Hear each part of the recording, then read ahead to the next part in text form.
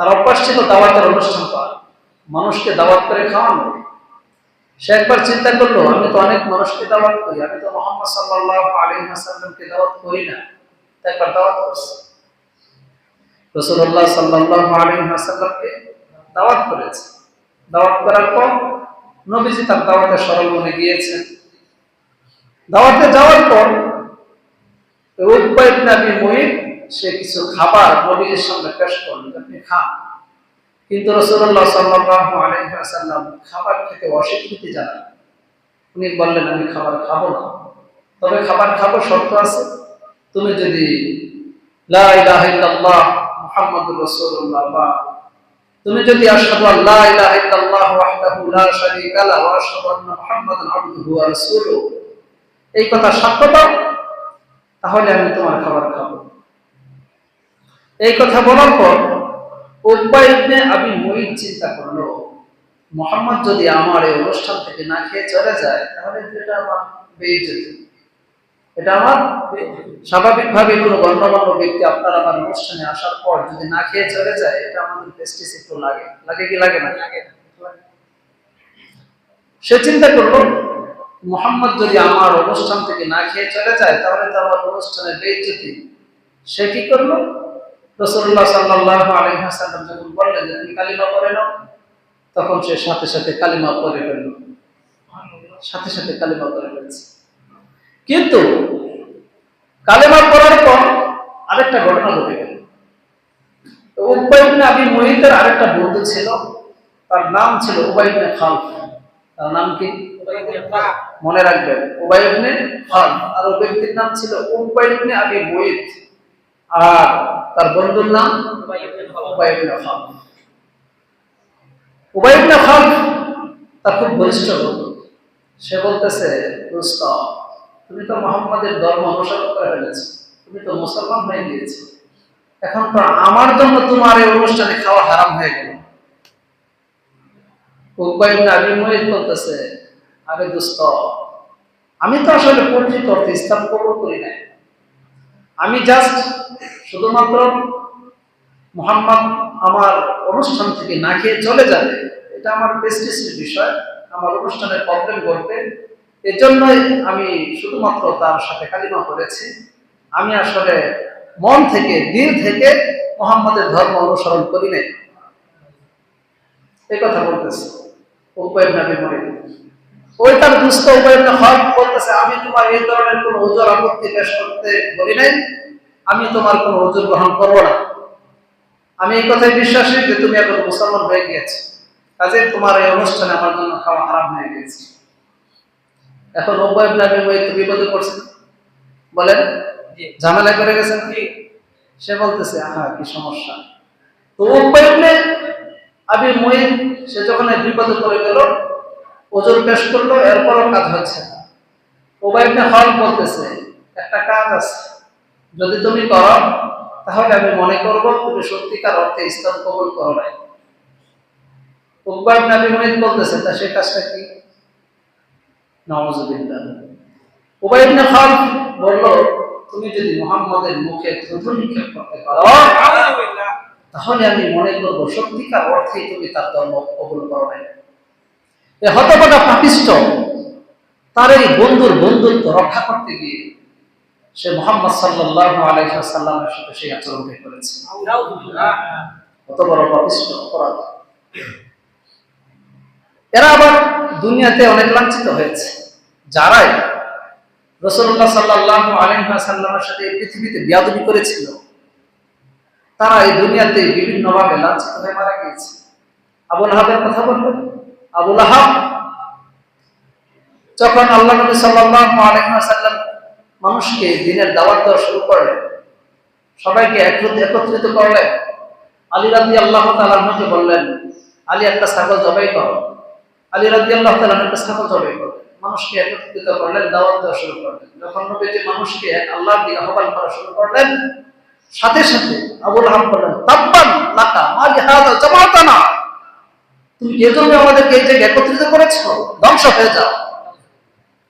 এই যে বলেছিল, আল্লাহ নবী সাল্লাল্লাহু আলাইহি ওয়াসাল্লামকে ধ্বংস করতে বলেছে, তার জীবনে এমন ধ্বংস নেমে এসেছিল, আল্লাহ অতঃপর এই আবুল আহাবকে এত নিকৃষ্টতম রূপ দিয়েছিল, তার শরীরে এমন এক ধরনের গা দিয়েছিল, এক ধরনের মানে ক্ষত দিয়েছিল, যার দুর্গন্ধের কারণে মানুষ এলাকায় বসবাস করতে পারে। মানুষ সামাজিকভাবে সবাই মিলে আবুল আহাবকে সে ফাঁকা করে একটা জায়গায় ফেলে রেখে এসেছে, ওখানে এসে মরেছে, তার লাশটা পর্যন্ত কেউ দাফন করে নাই। এত নিকৃষ্টতম ভাবে আল্লাহ পাক রব্বুল আলামিন আবুল আহাবকে পৃথিবীতে মৃত্যু দিয়েছেন। উবাই ইবনে আবি মুয়াইত, উবাই ইবনে খালদ, এরা দুজন বদরের যুদ্ধে নিকৃষ্ট কুকুরের মতো মারা গিয়েছিল। যে কথা বলতেছে, সে বেয়াদবি করেছে রাসূলুল্লাহ সাল্লাল্লাহু আলাইহি ওয়াসাল্লামের সাথে। দুনিয়াতে এদের শাস্তি হয়েছে, পরকালে এদের শাস্তির ব্যাপারে আল্লাহ রাব্বুল আলামিন আমি যে আয়াতে কারিমা তেলাওয়াত করেছি সূরাতুল ফুরকান 27, 28 এবং 29 নম্বর আয়াত তেলাওয়াত করেছি, এই আয়াতের মধ্যে আল্লাহ পাক রব্বুল আলামিন এদের শাস্তির কথা বলতেছে। وَيَوْمَ يَعَضُّ الظَّالِمُ عَلَى يَدَيْهِ يَقُولُ يَا لَيْتَنِي اتَّخَذْتُ مَعَ الرَّسُولِ سَبِيلًا يَا وَيْلَتَى لَيْتَنِي لَمْ أَتَّخِذْ فُلَانًا خَلِيلًا لَقَدْ أَضَلَّنِي عَنِ الذِّكْرِ بَعْدَ إِذْ جَاءَنِي وَكَانَ الشَّيْطَانُ لِلْإِنسَانِ خَذُولًا وَيَوْمَ يَعَضُّ الظَّالِمُ, স্মরণ করুন সেই দিনের কথা যেদিন জালেম তার হাতকে হাত নিজে কামড়াইতে থাকবে। এই জালেম হলো এই হতভাগা উকবা ইবনে আবি মুয়াইত। আল্লাহ পাক রব্বুল আলামিন এর নামটা উচ্চারণ করেন না। পৃথিবীতে আমরা একটা জিনিস জানি, সাধারণত মানুষ যখন কাউকে খুব বেশি অপছন্দ করে, মানুষের নামটা মুখে নিতে চায় না, মানুষের নামটাও মুখে নিতে চায় না। আর মানুষ যখন কেউ কাউকে অনেক বেশি ভালোবাসে, মান আহাব্বা শাইআন আকসারা যিকরাহু, আপনি দেখবেন যে যাকে বেশি ভালোবাসে তার নামটা বেশি মুখে উচ্চারণ করতে চায়, আর যাকে ভালোবাসে না, পছন্দ করে, ওর নামটা পর্যন্ত মুখে নিতে চায় না। আল্লাহ পাক রব্বুল আলামিন জালেমের নামটাও নেন না, জালেম শব্দ উচ্চারণ করেছে। এই জালেমটাকে উকবা ইবনে আবি মুয়াইত, এই জালেম। আল্লাহ পাক রব্বুল আলামিন বলতেছেন ওয়ায়াউমা ইয়া'আদু যালিমু আলা ইয়াদাইহি ইয়াকুলু ইয়া লাইতানি ইত্তাখাযতু মা'আর রাসূলি সাবিলা। স্মরণ করুন সেই দিনের কথা যেই দিন জালেম তার নিজের হাতকে কামড়াইতে থাকবে, নিজের হাত নিজে কামড়াইতে থাকবে। ইয়াকুলু ইয়া লাইতানি ইত্তাখাযতু মা'আর রাসূলি সাবিলা, আর আফসোস করে বলবে হায় আমার জন্য দুর্ভোগ, আমি তো রাসূলের পথকে অনুসরণ করে ফেলেছিলাম। সে কিন্তু ইসলাম কবুল করে ফেলেছে। উকবা ইবনে আবি মুয়াইত কালিমা পড়ে ফেলেছিল না? কালিমা পড়ে ফেলেছিল, ইসলাম কবুল করে ফেলেছিল। শুধু তার ওই দোস্ত বন্ধু উবাই ইবনে খালদকে খুশি করার জন্য, বন্ধুর বন্ধুত্ব রক্ষা করতে গিয়ে সে আবার কাফের হয়ে গিয়েছে। এই কথাই বলতেছে লাকাদ আদাল্লানি আনিল যিকরি বা'দা ইয জাআনি, আমার কাছে হেদায়েত কোরআন, আমার কাছে জিকির, আল্লাহর জিকির, হেদায়েত চলে আসার পরেও তো আমাকে পথভ্রষ্ট করলো। লাকাদ আদাল্লানি, আমাকে পথভ্রষ্ট করেছে। আমার কাছে হেদায়েত আসার পরেও আমাকে পথভ্রষ্ট করেছে। ওয়াকানা শাইতানু লিল ইনসানি খাযুলা, আর শয়তান মানুষের জন্য বড়ই ধোঁকাবাজ, প্রতারক। সেই কথা বলতেছে লাম আত্তাখিয ফুলানান খলিলা, হাই যদি আমি অমুককে বন্ধুরূপে গ্রহণ না করতাম। অমুক, ফুলান শব্দকে আমরা আরবিতে অনেক সময় ফুলান বলি, বাংলাতে একটা শব্দ ব্যবহার করি, অমুকের বাড়িতে এমন ঘটনা ঘটেছে বলি কিনা, অমুক নাম বলি না। নামের পরিবর্তে এই শব্দটা অনেক ক্ষেত্রে আমরা কি করে থাকি, ব্যবহার করে থাকি। অমুক সাহেব এমন করেছে, অমুক সাহেব এই করেছে বলি কিনা। এই আরবিতে ফুলানকে বলা হয় অমুক। তো এই উকবা ইবনে আবি মুয়াইত বলতেছে যে আমি যদি অমুককে, অর্থাৎ উবাই ইবনে খালদকে যদি বন্ধুরূপে গ্রহণ না করতাম, তাহলে তো আজকে আমার এই দশা ঘটে না, আমার এই দশা আজকে ঘটে না।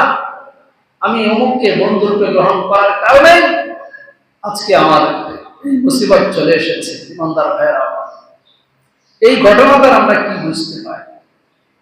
আল্লাহ পাক রব্বুল আলামিন সূরা তাওবা 119 নম্বর আয়াতে বলেন, ইয়া আইয়ুহাল্লাযীনা আমানু, হে ঈমানদারগণ, ইত্তাকুল্লাহ, আল্লাহকে ভয় করো, ফাকুনু মা'আস সাদিকিন, এবং যারা ভালো মানুষ সৎ লোকদের সাথে হও, বন্ধু হও, ভালো মানুষের বন্ধু হও।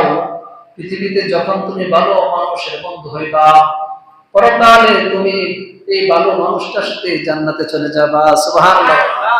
আল মারউ মা মান আহাব্বা, যার সাথে যার বন্ধুত্ব, যার সাথে যার মহব্বত, তার সাথে তার কিয়ামত। সুবহানাল্লাহ। এজন্য পৃথিবীতে বন্ধু চয়ন করার ক্ষেত্রে, বন্ধুদের সাথে চলাফেরা করার ক্ষেত্রেও এই জিনিসটা আমাকে খেয়াল করা লাগবে। আমি কার সাথে চলাফেরা করি, কেমন লোকের সাথে আমি চলি, কোন লোকের সাথে আমার উঠা বসা, কার সাথে আমার চলাফেরা, কাকে আমি বন্ধু রূপে ডাক দিই, কাকে আমি বন্ধু রূপে গ্রহণ করি, কার সাথে খেলাধুলা করি, কার সাথে উঠা বসা করি। এটা বড় সেনসিটিভ বিষয়, কঠিন একটা বিষয়, খেয়াল করা উচিত। এটা আমাদের খেয়াল করা উচিত। ইমানদার ভাইয়েরা আমার, রাসূলুল্লাহ সাল্লাল্লাহু আলাইহি ওয়াসাল্লাম বলেন,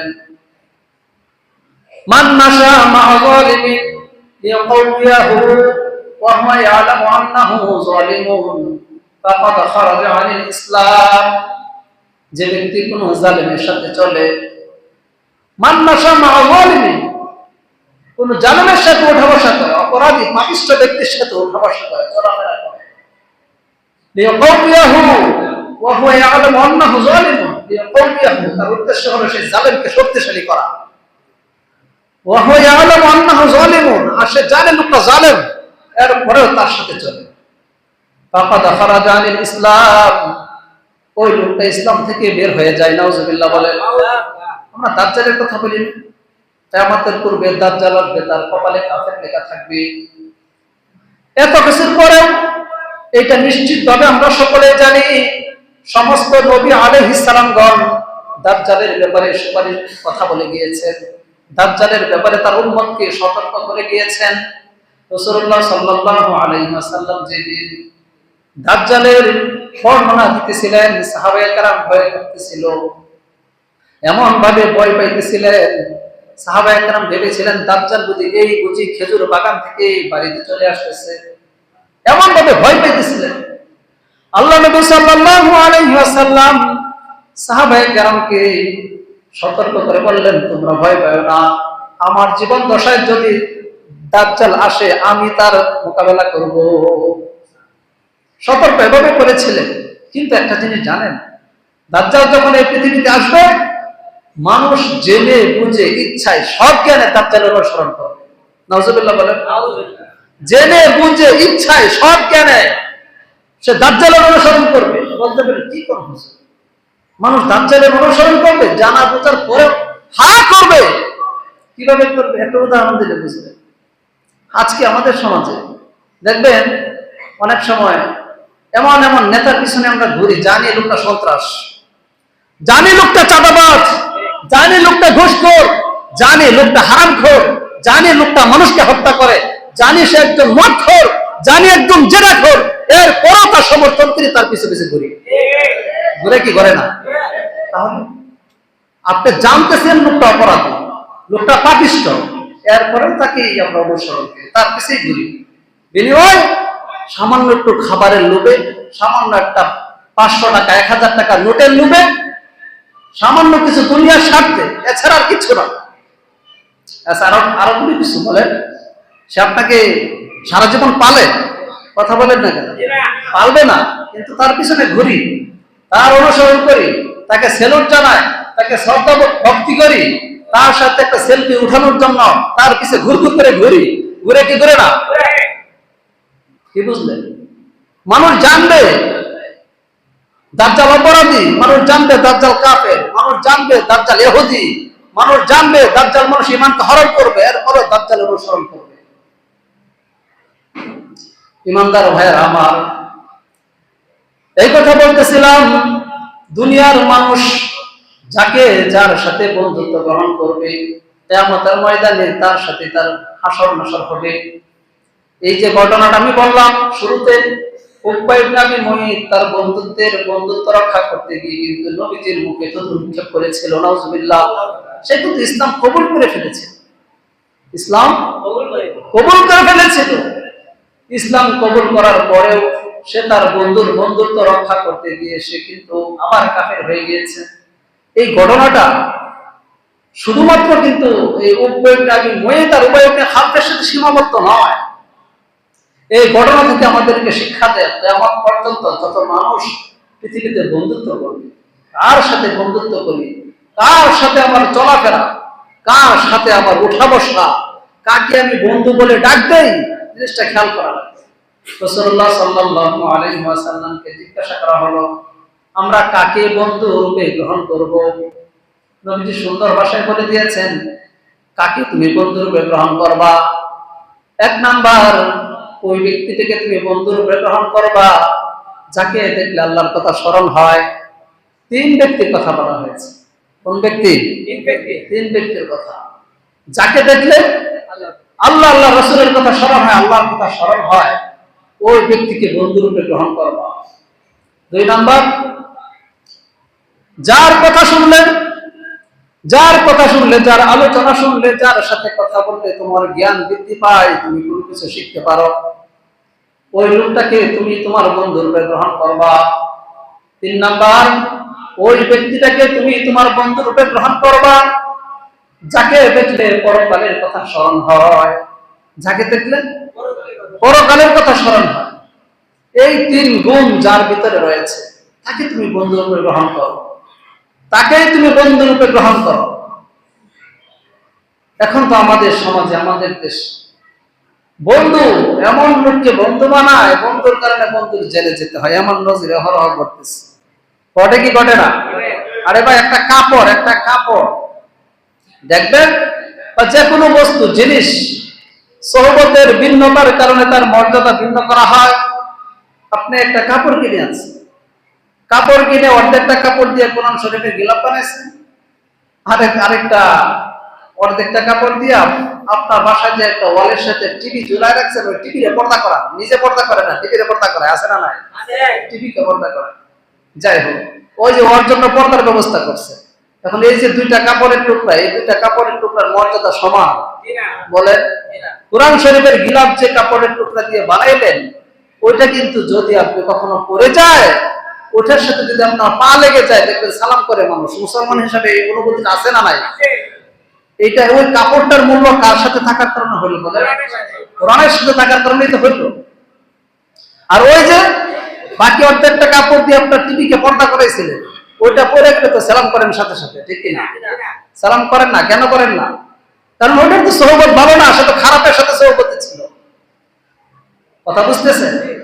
দুনিয়াতেই তো মানুষ একই জিনিস, সোহবতের ভিন্নতার কারণে মর্যাদাটাও ভিন্ন হয়ে যায়। দেখবেন ভালো মানুষের সন্তান নষ্ট হয় খারাপ মানুষের সাথে চলার কারণে। একসাথে চলাফেরা করে, 5 বন্ধু একসাথে চলে, 3টাই নেশা করে, 2টাই করে না। জিজ্ঞাসা করলে বলা হয়, ওই ওদের সাথে চলিস কেন? ওদের সাথে চলি, আমি তো গাঁজা খাই না, আমি তো ইয়াবা খাই না, আমি চলি তাতে কি? ওই মিয়া সাহেব চলো, তাতে কি হয়েছে? বলতেছে আবার চলো, যেদিন পুলিশ ধরবে তোমাকে বলবে যে তুমি তো তাহাজ্জুদ গুজার, যাও চলে যাও। এই কথা বলবে? একসাথে চলাফেরা করার কারণে যেদিন ওদের উপরে অ্যাটাক করা হবে, দুনিয়ার প্রশাসন যদি কখনো কোনো কায়দায় তাদেরকে ধরে, তোমাদেরকে কিন্তু ছাড়বে না। এই কথা বলবে না। তখন যদি বলো আমি তো ওদের সাথে চলি, বাট আমি তো গাঁজা খাই না, এই কথা বললে কাজ হবে? কাজ হবে না। এজন্য বন্ধু চয়ন করার ক্ষেত্রে খুব বিবেচনা করা দরকার। একসাথে চলাফেরা করে, 5 বন্ধু একসাথে চলাফেরা করে, 3টা হিন্দু 2টা মুসলমান, না না না, হিন্দুর সাথে আমার কোনো বন্ধুত্ব হতে পারে না, ইহুদির সাথে কোনো বন্ধুত্ব হতে পারে না। সেটা ব্যক্তিগত জীবনে হোক, সামাজিক জীবনে হোক, রাষ্ট্রীয় জীবনে হোক, আন্তর্জাতিক জীবনে হোক, কোনো ক্ষেত্রে কোনো অমুসলিমের সাথে কোনো মুসলমানের বন্ধুত্ব হতে পারে না, কোনো কখনো বন্ধুত্ব হতে পারে না। আমি যেটা মনে করি যে এটা খুব সহজ বিষয় না, সহজ বিষয় না। দেখলাম ওই দিন কিছুদিন পূর্বে আমাদের মসজিদে সকালবেলা 2 দিন লোক আসছে ঘুমাইতে। কোথায় আসছে? হিন্দু বাড়িতে বিয়ার অনুষ্ঠানে আসছে, মুসলমানের সন্তান। সারা রাত্রে ঘুমাইতে পারে নাই, সারা রাত্রে ঘুমাইতে পারে নাই। 2-3টা ছেলে আসছে এখানে একটু ঘুমাইতো। তা আমি তো তাদেরকে সিট বেডিংয়ের ব্যবস্থা করে দেই না, তারা এমনি কিছুক্ষণের বিশ্রাম নিছে। হিন্দু বাড়িতে আসছে বিয়ার অনুষ্ঠান খাওয়ার জন্য। বন্ধুত্বের বন্ধুত্ব রক্ষা করে, সামাজিকতা রক্ষা করে না। ধর্মের উপরে কোনো সামাজিকতা নাই। আমি এর কথা বলবো না যে হিন্দুর সাথে বেচা কেনা কথা বলা যাবে না, নন মুসলিমের সাথে চলাফেরা করা যাবে না, এর কথা বলবো না।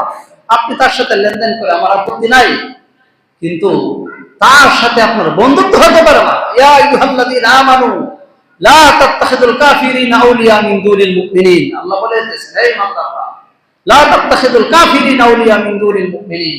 মুমিনদেরকে ব্যতি রেখে কাফেরদেরকে কখনো বন্ধু রূপে গ্রহণ করবে না। কোন কাফের কখনো মুসলমানের বন্ধু হতে পারে না। সে বৌদ্ধ হোক, খ্রিস্টান হোক, ইহুদি হোক, হিন্দু হোক, নাস্তিক হোক, মাজিসি হোক, অগ্নিপূজারী হোক, যে ধর্মের অনুসারী হোক না কেন, কোন অমুসলিমের সাথে কোন মুসলমানের বন্ধুত্ব হতে পারে না। তো আসতে এখন দেখবেন সামনে কুরবানি আসতেছে।